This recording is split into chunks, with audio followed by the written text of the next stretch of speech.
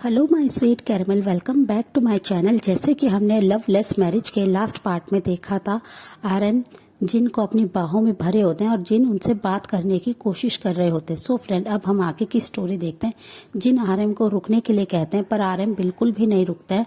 उन्होंने जिन को अभी भी उनके नेक पे किस कर रहे थे, वहाँ पे सॉफ्टली बाइट कर रहे थे। जिन उनसे कहते हैं, आर्यन मुझे आपसे कुछ कहना है, 1 मिनट मेरी बात सुनिए। पर आर्यन उनसे कहते हैं, यस चीनू बेबी, जो कहना है कहते रहो। पर वो उन्हें अभी भी अपनी बाहों में भरे हुए थे। आर्यन कहते हैं, मुझे तुम्हें फील करना है जीनू, और वो ये कहकर उन्हें फिर से किस करने लगते हैं। जिन बहुत ही मुश्किल से उनसे कहते हैं कि आर्यन मुझे जंकू के बारे में आपसे कुछ बात करनी है। ये सुनकर आर्यन थोड़ा सा अपनी पकड़ को ढीला करते हैं, बाहों को, और वो जिन की तरफ देखने लगते हैं। जिन बस उनकी तरफ देखते हुए कहते हैं कि जंकुक जो कर रहा है वो ठीक नहीं कर रहा है ते के साथ। ये सुनते ही आर्यन तुरंत ही उनके ऊपर से अपने हाथों को हटा लेते हैं, अपनी बाहों से उन्हें फ्री कर देते हैं और कहते हैं, तुम क्या कहना चाहते हो। तभी जिन उनसे कहते हैं कि जंकुक ते को परेशान कर रहा है, वो बहुत छोटा है, वो उसे बहुत ज़्यादा तंग कर रहा है, वो उसे फिजिकली टच करता है, जिससे तेग बहुत ज़्यादा अनकंफर्टेबल हो जाता है। वो तेग के साथ फोर्स करने की कोशिश कर रहा है। ये सुनते ही आर्यन को बहुत ज़्यादा गुस्सा आता है और वो तुरंत ही जिन के चिक पे एक जोर से स्लैप कर देते हैं और कहते हैं कि मेरे ब्रदर के बारे में कुछ भी नहीं कहोगे। तुम्हें मैं बहुत ज़्यादा प्यार करता हूँ, इसका मतलब ये नहीं कि तुम कुछ भी बोलोगे। तुम्हें अपनी लिमिट्स नहीं भूलनी चाहिए जिन। और वो ये कहकर गुस्से में जिन की तरफ देखते हैं। जिन अपने गाल पे अपने हाथ को रख लेते हैं और उनकी आंखों में से आंसू गिरने लगते हैं। वो बस आर्यन की तरफ बहुत ही हर्टफुल आईज से देख रहे थे कि आर्यन ने उनकी कोई भी बात पे विश्वास नहीं करा। वो बस रो रहे थे और आर्यन गुस्से में वहां से चले जाते हैं, रूम से बाहर चले जाते हैं और जिन बस रोते रह जाते हैं अकेले रूम में। उन्हें बहुत ज़्यादा बुरा लगता है कि आर्यन अपनी फैमिली के बारे में कुछ भी नहीं सुन सकते हैं। वो अपने ब्रदर्स और अपनी मॉम से बहुत ज़्यादा प्यार करते हैं, जिसकी वजह से वो बिल्कुल ब्लाइंड हो गए उनकी लव की वजह से, और वो उनके बारे में कोई बात ही नहीं सुनना चाहते। और बस जिन रोते रहते हैं, उन्हें बहुत ज़्यादा बुरा लग रहा है कि ये वही आर्यन है जिससे उन्होंने प्यार किया। वो ये सोचकर थोड़े से हर्ट होते हैं और वो बस रूम में रहते हैं। थोड़ी देर बाद मिसेस जॉन वापस आ जाती हैं और वो आवाज़ देने लगती हैं। तभी वहाँ पर तुरंत ही जिन और जिमिन अपने सर को नीचे करके आ जाते हैं। वो बस उनके ऑर्डर को ही फॉलो कर रहे थे। जिमिन प्रेग्नेंट थे, उन्हें काफ़ी ज़्यादा तकलीफ होती थी, जिससे जिन उनकी बहुत हेल्प करते थे। पर शुगा और आर्यन बिल्कुल भी अपने वाइफों पे बिल्कुल ध्यान नहीं देते थे। वो सिर्फ अपनी मॉम की ही बात को सुनते थे। जो उनकी मॉम कहेगी वही बात को उन्हें मानना ही होगा। वो बस अपनी मॉम पे ही ट्रस्ट करते थे। जिन ये सारे बिहेवियर से बहुत ज़्यादा थक गए थे, पर उन्होंने इस चीज़ से अपने आप को कन्विंस कर लिया था कि अब उनकी लाइफ ऐसे ही जाएगी। ऐसे ही डेज जा रहे होते हैं। ते अपने मॉम डैड के साथ जॉन मेंशन के सर्वेंट क्वार्टर्स में ही रहते थे। वो अधिकतर अपनी स्टडी के लिए ही जाते थे बाहर, वरना वो बाकी टाइम वहीं पे ही वर्क करते थे, अपने मॉम डैड के साथ उनकी हेल्प करते थे। और सर्वेंट क्वार्टर जंकुक के रूम से वहां से साफ दिखाई देता था। ते आज अपने स्कूल के लिए बिल्कुल रेडी हो रहे थे। वो बहुत ज़्यादा ब्यूटीफुल तो हैं, वो बहुत ज़्यादा क्यूट भी लग रहे थे स्कूल यूनिफॉर्म में। वो बस अपने जैसे ही अपने बैग को लेके वो बाहर जाने लगते हैं, तभी जंकुक सडनली बालकनी में आते हैं और वो अपने सामने ते को देख रहे होते हैं, जो कि बहुत ही ज़्यादा प्रिटी लग रहे हैं, वो बहुत ज़्यादा क्यूट लग रहे हैं। जिसे देखकर जेके के फेस पे बिग सी बनी स्माइल आती है और उनके माइंड में कुछ ते को लेकर नॉटी थॉट आने लगते हैं। वो बस उनकी तरफ ही अपनी लस्टफुल आई से देख रहे थे, पर ते का ध्यान बिल्कुल भी नहीं था। तभी वहां पर ते का एक फ्रेंड आता है जिसका नाम बोगम है। बोगम आके ते को बहुत ही प्यार से हक करता है। वो एक फ्रेंडली हक था, बट जंकुक ये सारी चीजें दूर से देख रहे थे। उन्हें बहुत ज्यादा गुस्सा आ रहा था कि उनके अलावा ते को कोई और कैसे टच कर सकता है, छू सकता है। ये बॉडी ते की सिर्फ उनके लिए है। और ये सब सोचकर जेके ने अपने कॉफी मग को बहुत ही टाइटली अपने हाथ में ग्रैब कर लिया था, जिसकी वजह से प्रेस करने की वजह से कॉफी मग टूट के उनके हाथ में लग जाता है। पर ते का उन पे कोई ध्यान नहीं था, वो बहुत ज्यादा दूर थे। वो बस बोगम के साथ बहुत ही फ्रेंडली बातें कर रहे थे, बहुत ज़्यादा स्माइल करके बातें कर रहे थे। और आज वो अपने स्कूल के लिए बोगम के साथ ही जा रहे थे। बोगम ने उनका ऐसे ही उनके हैंड को पकड़ रखा था, ते ने भी उनके हैंड को पकड़ रखा था। वो दोनों एक दूसरे साथ बहुत सारी बातें करते हैं, वहां से चले जाते हैं। और ये सारी चीजें दूर से जंगकुक देख के बहुत ज्यादा गुस्से में पागल हो रहे थे। उन्हें बहुत ज्यादा ते पे गुस्सा आ रहा था और वो गुस्से में कहते हैं कि बे बॉय, तुम्हारी इतनी हिम्मत कि तुम किसी और को अपने आप को टच करने दो, तुम्हें इसके लिए तो मैं जरूर पनिश करूंगा। और वो ये कहकर गुस्से में अपने रूम में आ जाते हैं। वो बेड पे बैठे होते हैं और उनके हाथ में से बस ब्लड ड्रॉप हो रहा होता है, ब्लड की, जिससे उन्हें पेन तो हो रहा होता है। वो तभी गुस्से में सर्वेंट को चिल्ला के बुलाते हैं। थोड़ी देर में सर्वेंट आ जाते हैं। वो आके जब देखते हैं कि जंगकुक के हाथ से ब्लीडिंग हो रही है, वो और गुस्से में है, सर्वेंट बहुत ज्यादा डरे हुए होते हैं। वो उनके करीब आने से भी डर रहे होते हैं। जंगकुक उनसे अपनी कोल्ड वॉइस में कहते हैं आके इसे क्लीन करो। और ये सुनते ही सर्वेंट कांपते हुए हाथों से उनके पास आते और कहते हैं मास्टर, ये आपको क्या हो गया, ये कैसे लग गया। तभी जंगकुक गुस्से में उनकी तरफ देखते और कहते हैं कि मैंने क्वेश्चन करने के लिए कहा, यहाँ से ये सारी चीजों को क्लीन करो। और वो बस सर्वेंट उनके हैंड की तरफ देख रहे थे जहां से बहुत ज्यादा ब्लड निकल रहा था, पर जेके को इससे कोई फर्क नहीं पड़ रहा था। वो गुस्से में बिल्कुल क्रेजी हो रहे थे। सर्वेंट उनके रूम को क्लीन करते हैं, वो उनके हाथ की तरफ देख रहे थे। सर्वेंट नीचे आते हैं और वो आके बातें कर रहे होते हैं। वो मिसेस जॉन को उनकी बातों से पता चल जाता है कि जेके को चोट लगी है। वो उनके रूम में जाती हैं और देखते हैं कि जेके गुस्से में बैठे हुए हैं। वो तुरंत ही जाके अपने सन के हैंड को पकड़ लेते और कहते हैं कि जंगकुक, ये क्या हुआ, तुम्हारे हाथ से खून कैसे। तभी जंगकुक गुस्से में उनकी तरफ देखते हुए कहते हैं कि मॉम, मुझे नहीं पता, मुझे ते अपने पास चाहिए। ये सुनते ही मिसेस जॉन कहती है ते तुम्हें अपने पास चाहिए, क्या हुआ सन। तभी जेके उन्हें कहते हैं कि उसे कोई और कैसे छू सकता है जब मेरी उस पर नजर है। मैं चाहता हूँ कि वो मेरे पास हो।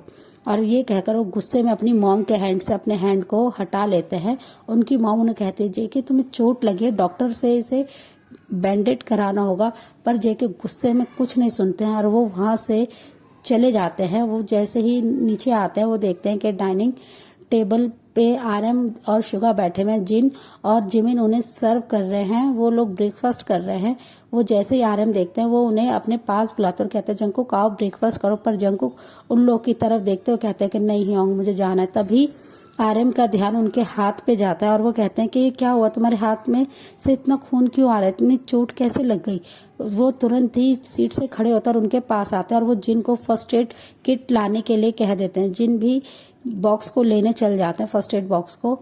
और वो आरएम बहुत ज्यादा वरीड हो जाते हैं अपने लिटिल ब्रदर के हाथ में इतने ज्यादा ब्लड को देख के। वो वरीड टोन में बोलते हैं ये सब कैसे हो गया, तुम कुछ तो बोलो। पर जंगकुक बहुत ज्यादा गुस्से में दिखाई दे रहे थे। वो बस उनकी तरफ देखते हैं। आरएम फिर शांत हो जाते हैं और वो कहते हैं जिन जल्दी से किट को ओपन करो और मुझे दो। और वो फिर उनके हाथ को बैंडेड करने लगते हैं। मिसेस जॉन भी तब तक नीचे आ गई थी। वो बस आरएम की तरफ देखते हुए कहते हैं कि मुझे नहीं पता, मुझे वो सर्वेंट का सन अपने घर में चाहिए, जंगकुक के लिए चाहिए। ये सुनते आरएम उनकी तरफ कंफ्यूज होकर देखते और कहते हैं मॉम आप किसकी बात कर रहे हैं। तभी मिसेस जॉन कहती हैं कि मैं मिस्टर किम की बात कर रही हूँ, जो हमारे गार्डनर है। उसका सन ते हमें यहाँ पे चाहिए। जंगकुक को वो बहुत ज्यादा पसंद है, तो मैं चाहती हूँ कि वो जंगकुक के लिए रहे। ये सुनते ही आरएम उनसे कहते हैं कि मॉम आप ऐसे किसी के सन को कैसे ले सकते हैं, ये चीज ठीक नहीं है। तभी जंगकुक उनकी तरफ गुस्से में देखते और कहते हैं कि ह्योंग, मुझे जो चीज पसंद है मुझे वो अपने पास चाहिए, मुझे वो बॉय अपने पास चाहिए, अपने रूम में चाहिए। और वो ये बात बहुत ही गुस्से में कह रहे थे। सब लोग थोड़ा सा साइलेंट हो जाते हैं। तभी मिसेस जॉन कहते हैं कि वो हमारे यहाँ रह रहे हैं, हमारी लैंड पे रह रहे हैं, तो हमारा उन पे राइट है, हम कुछ भी चाहे उनसे ले सकते हैं, वो हमारे सर्वेंट है। आरएम उनसे कहते हैं मॉम पर वो एक ह्यूमन है, आप ये कैसी बात कर रहे हैं। तभी गुस्से में जेके वहां पर जो ग्लास टेबल होता है, कॉफी टेबल, उस पे जोर से किक करते हैं, जिसकी वजह से पूरा ग्लास टूट जाता है, वो टेबल टूट जाता है और पूरे रूम में सिर्फ और सिर्फ कांच के टुकड़े होते हैं। जेके बहुत ज्यादा गुस्से में था, जिसकी वजह से सब लोग थोड़ा डर जाते हैं। जेके गुस्से में बोलते हैं मुझे वो बॉय अपने पास चाहिए, मतलब चाहिए, मुझे तेज चाहिए। और वो ये कहते हुए गुस्से में अपनी रेड आई से सबकी तरफ देखते हुए वार्निंग देते हुए, नहीं तो मैं बहुत ज्यादा हर्ट करूंगा अपने आप को और सबको। ये सुनते ही आरएम उनसे कहते हैं कि क्योंकि तुम अपने आप को कुछ नहीं करोगे, ठीक है जैसा तुम चाहते हो वैसा होगा। और वो ये कहकर अपने भाई को हक कर लेते हैं।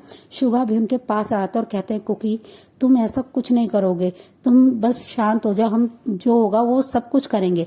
तभी जेके उनसे कहते सब कुछ नहीं, मुझे बस वो लड़का चाहिए, अपने पास चाहिए थे, आप लोग को समझ में नहीं आता। और वो ये बात बहुत ही जोर से चिल्ला के बोल रहे थे। फिर सब लोग कहते हैं कि ठीक है जैसा तुम चाहोगे वैसा होगा। शुगा भी मान जाते हैं और जेके गुस्से में उन लोग को इग्नोर करते हुए, किसी की तरफ ना देखते हुए मेंशन से बाहर चल जाते हैं। मिसेस जॉन कहती हैं देखा जेके कितना ज्यादा गुस्से में, और तुम लोग उसे और गुस्सा दिला रहे हो, तुम्हें उसकी बात माननी चाहिए, वो सर्वेंट का ही तो लड़का है, अगर जेके चाहता है उसे यूज करना तो क्या प्रॉब्लम है। आरएम और शुगा उनकी तरफ बहुत ही ज्यादा शॉकिंग आइज से देखते हैं और कहते हैं मॉम वो एक ह्यूमन है, आप ऐसे कैसे कह सकते हैं, वो कोई चीज नहीं जो हम जेके को दे दें। तभी मिसेस जॉन कहते हैं वो सबसे छोटा है और आज तक जेके ने जो मांगा हमने उसे वो दिया है। तुम जानते हो ना जेके के गुस्से को, और तुम ऐसी कैसी बातें कर सकते हो, मेरे सन को जो चाहिए मैं उसे वो दूंगी। तुम्हें समझना चाहिए कि वो कितना ज्यादा सैड हो जाता अगर उसकी कोई बात नहीं मानो तो, और तुम दोनों उसके बड़े भाई हो के ऐसी कैसे बातें कर सकते हो। और वो गुस्से में बस उनकी तरफ देखते हैं। तभी आ रहे हैं और शुगा अपने हेड को नीचे कर लेते और कहते हैं ठीक है मॉम आप जैसा चाहते हैं वैसा ही होगा। और मिसेस जॉन भी वहां से अपने रूम में चल जाती हैं।